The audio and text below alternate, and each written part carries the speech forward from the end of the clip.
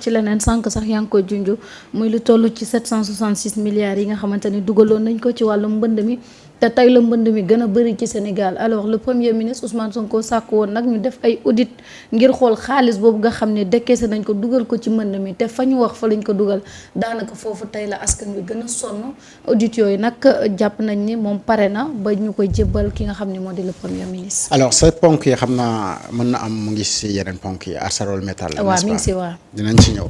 parce que 100 milliards yoo nga xamante ni mystérieusement disparu dans les comptes privés. dinañ ci ñëw nañ ci ñëw mi ngi ci biir ak ñett ñi nga xamante ni woo nañ leen toj ko ba mu rajaxatoo. alors Saint-Louis. daaw ba nga xamante ni moom premier ministre dem na fa. bokk na ci question yi mu posé woon. Cheikh Dieng te xamul woon réponse bi. fan ngeen toll ci mbirum 766 milliards yi ñu waxoon ne def nañ ko pour lutter contre les inondations. waaja nag fa di nakki. mun ko ok donc ba ñu yegg Dakar depuis boobu nag laa amoon yàqin ni lii kenn mënu la wax te duñ ci wax. sama xel nag dafa dem ci benn waay bu nekkoon fii ONAS doon woo Ousmane Sonko ci débat public. te man ma yàggoon toog fii nag ne damaa gis ne nommé ko ci ñii dafa teel ndax dafa am lu nga xam ne daf ci laale te leeragul. xam ngeen ki may bëgg a wax mbaa. am na ko sama xel jox de xaw ma ko doon nag. mbaa xam ngeen ki may bëgg a wax mbaa. waaw ndax loolu man sama conviction personnelle la woon ma gëm ni mbirum inondation Sénégal dafay yàgg a nekk loo xamante ni dañu yàgg a wax ne xaalis ba nañ ko gérer baaxul parce que bu xaalis bi demoon fa mu waroon dem. yaa ngi ko doon rappelé tout à l'heure bi ñu koy junj mooy kenn fa ñu wax ne fa lañ dugal xaalis bi mais foofay wéy di inondé ba léegi. te tey la wàlla gën a ay. fii ci BRT bi fi muy jaar nii. ñi xam yoon bii nekk côté lycée LPA dañu xam ne dafay yàgg di inondé ba waa koñ boobee nga xam ne moom mooy unité 6 dañ doon def ay barrage pour ndox bi bu mu dugg ci koñ yi. pourtant chantier BRT rek a fa jaar ñu régler cette question là. définitivement ki mën a def loolu. mais kenn mën a tibb ndox yóbbu ko feneen bu fekkee ni investir nga ci lu tolloog 766 milliards de nos francs CFA. boobu jamono mais benn waay bu tudd Gagny Sakho mais moom moo nekkoon ONAS. et bi Ousmane Sonko di dénoncer à cette époque-là. que ni c'est un scandale, c'est lui qui avait accepté de faire un débat public. pour leeral askan wi li nga xamante ni moom mooy xaalis bi te la question est posée. moo ngi noonu de. Gagny leeralal Gagny bokk c'est juste une question je dis Gagny leeralal Gagny. mbirum 766 milliards yi nga xamante ni as diir yow nekkoon nga ONAS pour gérer ko dama jàpp ne nag nit ku ñeme dëgg nga. ko am transparence nga. donc la nga xamante ni moom la ñuy wër ci leerlu war nga ñu ko mën a leeralal c'est une affaire pour man qui intéresse le premier ministre du Sénégal. étant dans l'opposition daf ko bëggoon mu leer. étant au pouvoir poser na la même question à Saint-Louis que fa nekkoon directeur ONAS Cheikh Dieng avant mu ñu ko dàq moo doon nakki ba mu nekk ba ñu yegg Ndakaaru te mu santaane woon séance tenante. pour ñu def ab audit. ci xaalis boobu xam fan la jaar ndax kat dama jàpp ne xaalis bu ñu toll bu fekkee ne am nañu volonté wu xeex inondation rek waxuma ne mën na jeexal gaa inondation yi Sénégal waaye lu ci ëpp ci ay jafe-jafe yu ñuy dund nii tey ci inondation bu jaaroon fa nga xamante ni fa la waroon jaar konoon aujourd'hui du ñu am problème boobu noonu. bu fekkoon ni jaarale nañ ko fi mu war a jaar mais laaj bi mooy ana fan la jaar. rapport boobu nag naan nañu la def nañu audit bi mu nga ci taabulu premier ministre bi ñoo ngi xaar résultat yi lan lay indi bu ko defee bu boobaa li nga xamante ni moom moo nekk suñu xel nii ñu njort ne jaarul yoon ñu mën a xam lan moo ci jaar yoon ak lan moo ci jaarul yoon mais sikk nekkul ni bu génne dinañu ci gis yoo xamante ni dinañu wax Gagny waxuma Gagny de ke nekkoon directeur waaye Gagny mooy askan wi wala ma naan gaañi foog ne gaañi laay laaj mu leeralal gaañi. comme gaañi ci jamono jooju waroon na leeralal gaañi lii nag bokk na si li tax ba ñu ko nommé ma ne mbaa gars yi xawuñoo yàkkamti ci nomination bi ndonte à un moment donné am na benn courage am fu mu féetee. waaye mbirum réew la. te bu fekkee ni da nga mos a ànd ak waa ji mbërgu mi parce que man dama yàgg gëm ne kenn mosul a nekk wetu mbërgu. te péché woo parce que bu ñuy laajte ana ñi péché moom doo bokk si ñi dul ñu wuyu ba tax mbirum ArcelorMittal bi nag ma sawar ci buñ ci egsee. ak jàmm. waaw mooy dossier on en a évoqué l'autre jour. ci les 766 milliards. Le rapport a été rapport d'audit bi bouclé nañ ko teg nañ ko ci kaw table premier ministre Cheikh Tidiane Dièye wax na ko. xam nga Abdoul Mbaye bi muy nekk premier ministre ba mu démission ba mu génnee ci gouvernement Macky Sall xam nga lan la bindoon ci page Facebook am. daf ne le plan de lutte contre les inondations a été intentionnellement abandonné. Les 750 milliards n'ont jamais été dépensés. Les inondations ont cessé d'être une priorité après mon départ du gouvernement. loolu la bindoon ci page Facebook am. ci jamono jooju. ba muy génn ci gouvernement bi. pour montrer que. kon dañu doon lëre. waaw. Abdou Mbaye bind loolu. Macky Sall ci biir xeexu mbënd boobu yëkkati na 10 milliards. ne da koy séddale population bi 10 milliards 3 milliards yi ñu ne serviront d'appui direct aux populations sinistrées sur la base des rapports des gouverneurs préfets et sous-préfets en relation avec les maires. ñu ne et les 7 milliards à l'accompagnement des sapeurs-pompiers de l'Office national de l'assainissement et à l'achat de matériel supplémentaire loolu la président waxoon 10 milliards mu génn. 10 milliards yooyu Macky Sall dafa jékki-jékki ne génne naa 10 milliards xam nga réew mi on a frôlé la catastrophe. parce que ni ñu doon génnee xaalis bi c'est-à-dire que c'est comme si Macky Sall dafa yoroon benn boolu dank yooyu xam nga nàkk yooyu. ku romb rek mu xool bu ko sa kanam neexee rek mu danqal la ci rek jox la ñun c'est comme ça qu'on utilisait l'argent de Macky Sall dafa toog en réunion ne man yëkkati naa 10 milliards jox ko population bi 10 milliards yooyu personne n'a fait on n'a pas fait d'audit on n'a pas fait d'évaluation sur les 10 milliards. mais xam nga Samba ci jamono yooyu si la ñuy déclencher seen plan yooyu noonu. mooy plan hors sec plan tappale yooyu. plan hors sec. waaw plan yooyu bu ñu ko deekee ne procédure d'urgence la nekk. mooy kenn du respecter benn procédure. Absolument. De passation de marché. nga jël ñi la neex ni mu la neexee jox leen xaalis bu ko neex amul benn procédure. prix bu ñu la indil noonu la. lan moo mën a justifier xëy rek président toog lekk cere mbuumam ba mu neex ko rek ne 10 milliards laa yëkkati jox gaañi. waaw noonu. nii rek. waaw nii. te amul benn étude scientifique bu lay wan ne lii moom moo war a tax ñu yëkkati 10 milliards yi jox leen. non dëggal wala Macky Sall ne respectait pas les Sénégalais c'est-à-dire que et à l'époque ça n'avait heurté aucun Sénégalais c'est-à-dire que ñun dañu demoon ba tàmm ko naturellement li Macky Sall doon def. génne xaalis bi di ko joxe nii on trouvait que c'est tout à fait normal. très dommage. kenn du évaluer kenn du laaj mais 10 milliards yi Macky Sall di jëlee di joxe fan la ko jëlee après ci ñan lay dem et comment ça va se passer kenn laaju ko.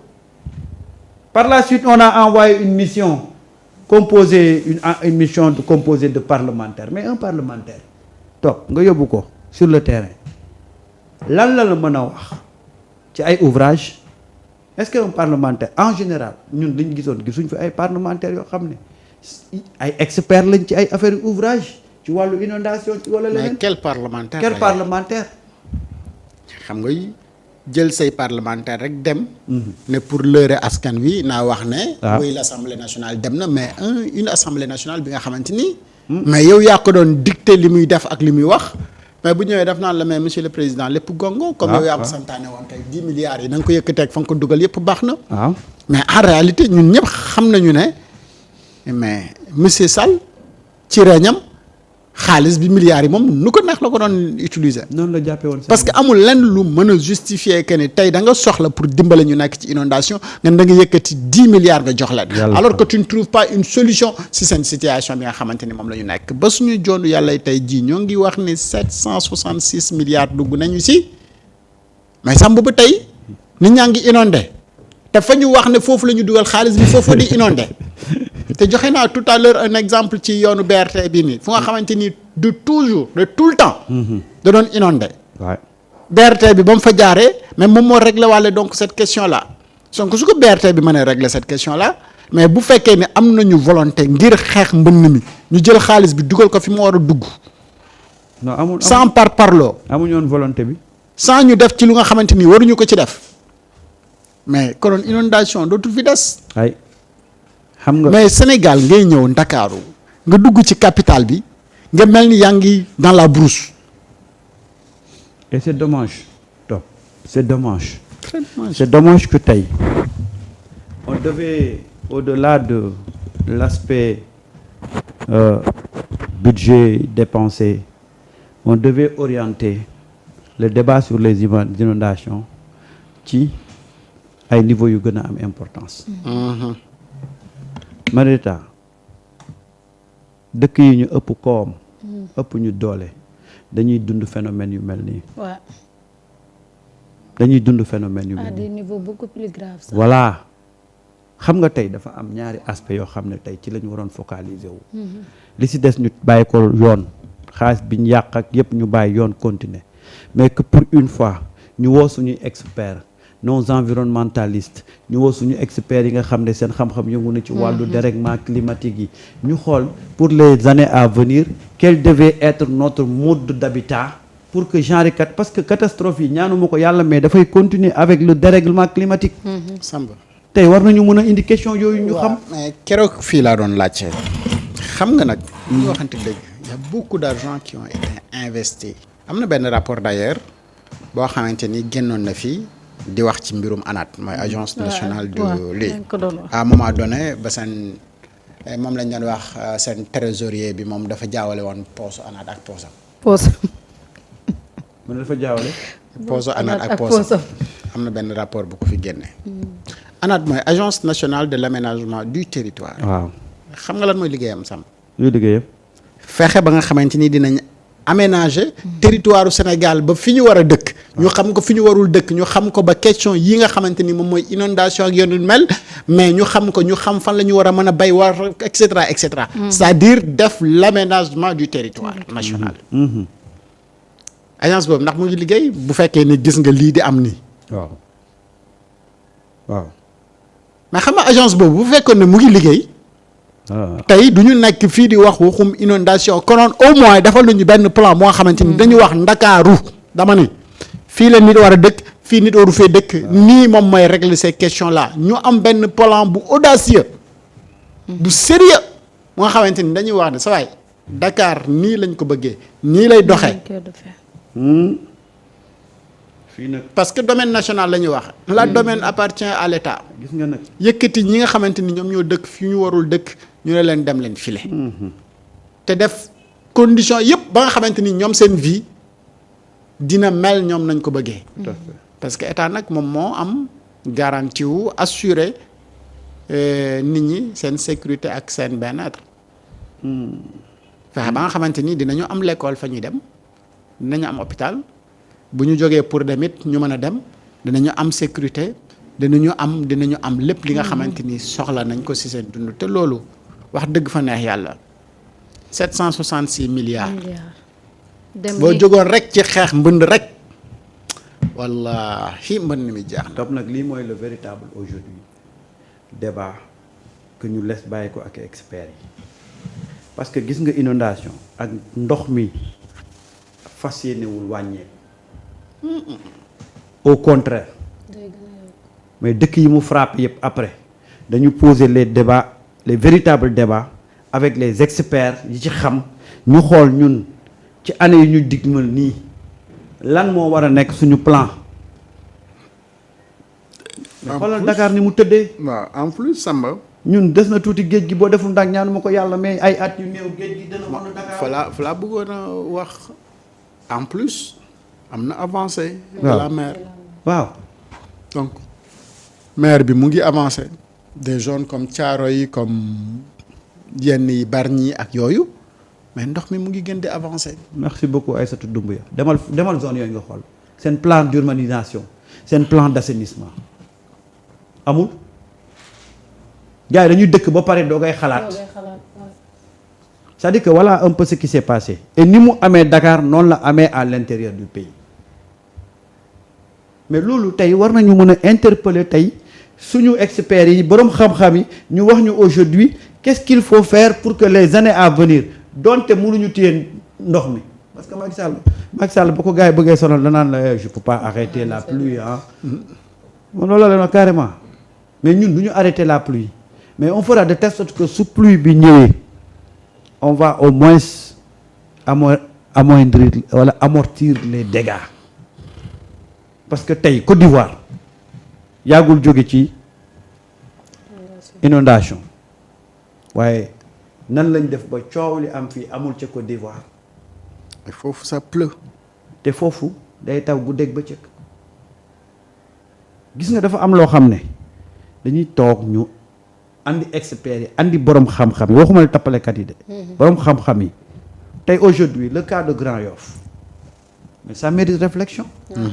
Est-ce que on va continuer à laisser Grand Yoff comme ça. muy patauger tout le temps. muy patauger tout le temps parce que plus ñuy avancer bul xam ndox mi mais dinañu toll jamono joo xam ne boo moytul mais mun na taw plus de 3 mois waaw bu demee bay taw plus de 3 mois nun nan la ñuy def ah keroog liñ gis Parcelles Assainies mais ñi ciy doog a teg seen bët mais ñëpp a jaaxle mais ñiy xam zone yooyu xam nañ ne. mais lii waru leen bett. Samba c'est-à-dire li xew Parcelles Assainies. waaw. dafa am ay jàngat yu bëri yu ñu ci war a mën a def. juste rek ci discours benn nit ci même pas 1 minute. waaw defal na la toutes les révélations. parce que imam bi nee na la am na 70 kër yu nga xamante ni mënuñu connecté wu ci canalisation wu ONAS. waaw mais 70 kër yu nga xamante ni n'était pas prévu. parce que fi ñu nekk mooy kenn waru fa woon dëkk. boobu mooy mu ne la plus de 20 ans. ñu ngi xeex ak ndox mi c'est-à-dire ndox mi du tey la fa door a ñëw mais plus de 20 ans mu ngi fi si diggante 20 ans yooyu noonu si la ñu waxee ne jël nañu 766 milliards pour xeex mbënn mi te boobu foofu dafa bokkoon ci zone yi nga xamante ni moom la ñu waroon xeex pour mbënn mi jógee fa donc moo tax may laaj xaalis boobu est-ce que yegg na fi mu waroon yegg yeggu fa mu ne la ci biir jàkka ji ay moto pompe yu bëri ñoo ngi fa c'est-à-dire ñoom prévoir nañu ne saa su tawee dinañu manque ndox moomu yóbbu ko donc solution temporaire rek la ñu am foofu noonu. alors lii ngay wax tout à l'heure bu fekkoon ne amoon nañu plan d'aménagement ou urbanisation konoon lii xew foofu noonu du fa xew. 70 kër yooyu nga xamante ni ñoo ngi fa war ñu fa woon nekk parce que ñoom mënuñu am connexion. ci ONAS mais pendant 20 ans ndox moomu di mel noonu.